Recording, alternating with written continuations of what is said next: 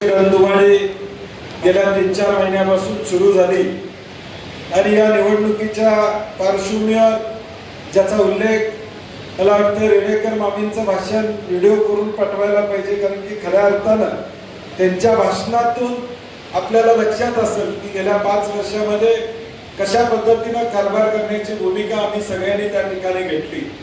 त्या म्हणतात ते खरं आहे. 10 वर्षापूर्वी फक्त 700 ठराव आमच्याकडे होते आणि त्यावेळी सुद्धा 2 माणसं निवडून देण्याचं काम गोकुळच्या दूध उत्पादकांनी त्यावेळी केलं होतं, ज्याचा उल्लेख रणजित पाटलांनी केला की एका विचारानं आम्ही या गोकुळमध्ये या निवडणुकीमध्ये पडलो आणि 10 वर्षापासून हा गोकुळ शेतकऱ्याचा आणि दूध उत्पादकाच्या मालकीचा झाला पाहिजे, ही भूमिका आम्ही सातत्यानं त्या ठिकाणी घेतली. मागच्या 10 वर्षापूर्वीची निवडणूक असू दे, त्यावेळी थोडक्यात आम्हाला पराभवाला सामोरं जावं लागलं, ज्याचा उल्लेख माईने केला. 25, 30, 40 मतामध्ये पॅनेलला फटका त्या ठिकाणी बसला आणि म्हणून पुढच्या वेळी ज्यावेळी पॅनेल करत होतो त्यावेळी म्हटलं आता नुसतं फज्जापर्यंत पोचायचं असेल तर नुसतं शर्तीत भाग घेऊन उपयोग नाही, आता सगळ्यांना बरोबर घेऊन हा फज्जा गाठायला पाहिजे आणि त्या दृष्टीनं सगळ्यांना बरोबर घेऊन 21-22 मध्ये आम्ही निवडणूक लढवण्याचा निर्णय घेतला. यश आम्हाला दूध उत्पादकांनी चांगल्या पद्धतीचं यश आम्हाला प्रामुख्याने दिलं आणि 5 वर्षामध्ये एक चांगल्या पद्धतीचा कारभार करण्याची भूमिका माझ्यासारख्या कार्यकर्त्याने घेतली. आम्ही सातत्यानं म्हणत होतो 2 रुपये वाढ देऊ, ती 14 रुपयापर्यंत नेली.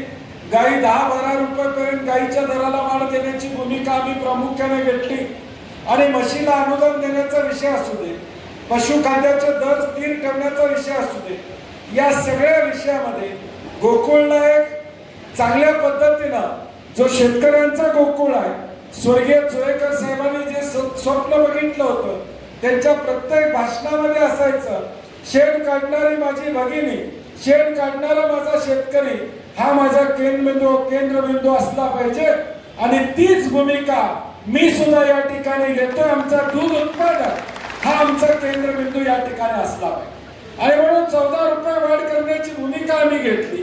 अनेक ठिकाणी 10 लाखाचं संकलन आम्ही 20 लाखापर्यंत घेऊन जाण्याचं काम केलं. गोकुळ वाढला पाहिजे ही भूमिका घेत असताना दूध उत्पादकाला 4 पैसे मिळाले पाहिजेत, खर्च कमी झाला पाहिजे, ही भूमिका आम्ही सातत्यानं त्या ठिकाणी घेतो. आज विषय नाही, अनेक विषय. उद्या जाहीरनामा निघेल त्यावेळी तुम्हाला जाहीरनाम्यामध्ये आम्ही निश्चितपणे सांगू की आमची सत्ता आल्यानंतर निश्चितपणे कुठल्या पद्धतीनं दूध उत्पादकाला म्हैस, ज्याच्या घरामध्ये म्हैस आहे, ज्याच्या घरामध्ये गाई आहे, त्याला काय आम्ही देणार आहोत हे निश्चितपणे आम्ही जाहीर करू. परंतु एक उदाहरण शेट्टी साहेब मला द्यायचं आहे की कारभारामध्ये चोखपणे आम्ही काय केला. गोकुळचा दूध ज्यावेळी मुंबईला जात होता त्यावेळी ते पॅकिंग 2 लाख लिटरचं पॅकिंग हे खाजगी एका संस्थेमध्ये खाजगी एका मालकाकडे जायचं. त्याला आम्ही दर पिशवी मागा 1 रुपये 10 पैसे 1 रुपये 20 पैसे देत होतो, तो दर पुढे 1 रुपये 90 पैशापर्यंत या ठिकाणी आला. दर महिन्याला आम्ही किमान 1,20,00,000 रुपये हे फक्त पॅकिंग साठी, दुसरीकडे पॅकिंग करायसाठी आम्ही एका खासगी माणसाला देत होतो. परंतु आमच्या ताब्यात गोकुळ आल्यानंतर त्याच गोकुळच्या शेजारची एक जागा 18 कोटी रुपयाला आम्ही घेतली, त्यामध्ये 18-20 कोटीची मशिनरी या ठिकाणी घातली आणि आता आमच्या 3 वर्षात ते सगळे पैसे फिटले अशी अवस्था आमची या ठिकाणी झाली. आज दर वर्षाला 12 कोटी रुपये जे आम्ही दुसऱ्याला देत होतो, आता आमच्या स्वतःच्या मालकीच्या प्रकल्पामध्ये आमच्या दुधाच्या पिशव्या या ठिकाणी करायचं काम प्रामुख्यानं त्या ठिकाणी केलं. अशा अनेक उदाहरणं आहेत. 1 रुपया मिळत असेल तर 86 पैसे हे गोकुळच्या दूध उत्पादकाला देण्याचं काम आपण करू. जसा फॉर्म्युला 70-30चा शेट्टी साहेब उसाला इथं तर 86 पैसे आपण परत देण्याचं काम करतो. ते अजून 2 पैसे कसे वाढत नाही हा आमचा उद्याच्या भविष्यकाळात या ठिकाणी प्रयत्न असणार आहे. आणि म्हणून आज अवस्था गोकुळची काय ज्याचा उल्लेख शेट्टी साहेबांनी केला.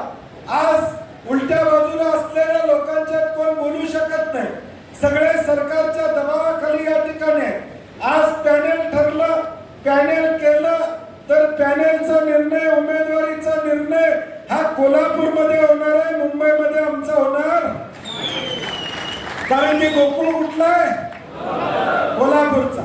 ही लढाई आता कोल्हापूरच्या अस्तित्वाची आहे, ही लढाई आता कोल्हापूरच्या मातीची आहे, ही लढाई आता कोल्हापूरच्या स्वाभिमानाची आहे, ही लढाई कोल्हापूरच्या अस्मिता स्वाभिमान आम्ही जपण्याची आहे, ज्याचा उल्लेख अनेक वक्त्यांनी आपल्या भाषणामध्ये या ठिकाणी केला.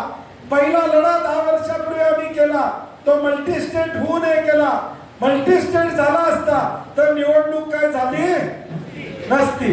मल्टी स्टेट नाही म्हणून आज विरोधकांना तुम्ही आमचे ठरावधारक असता तरी पै पाहुणा भेटा येतोय, बोलायला येतोय. आज ठरावधारकाला जी काही या ठिकाणी प्रतिष्ठा ही फक्त आणि फक्त मल्टी स्टेट न झाल्यामुळे आज मालकी आमची अबाधित नाही. आज 7 बऱ्यावर या गोकुळच्या 5,500 संस्थेचं नाव लागलं. या नाव लागायला मी म्हणत नाही माझं एकट्याचं श्रेय आहे, परंतु मल्टी स्टेटला विरोध केला म्हणून आज संस्थांचं नाव या 7 बऱ्यावर गोकुळच्या या ठिकाणी लागलं. नाहीतर या 7 बऱ्यावर अजून नावं लागली असती तर पोटकुळ कुळाचं नाव लागलं असतं तर आमचं काय या ठिकाणी 7 बऱ्यावर याची मालकी राहिली नसती. आज ताठमानेनं आम्ही या कोल्हापुरातले संस्था सांगू शकतो की गोकुळमध्ये मी सभासद आहे, मी मालक आहे. ही भावना आम्ही या ठिकाणी निर्माण केली. तुमच्या मालकीचा हक्क अबाधित ठेवण्याचं काम आम्ही प्रामुख्याने या ठिकाणी केलं.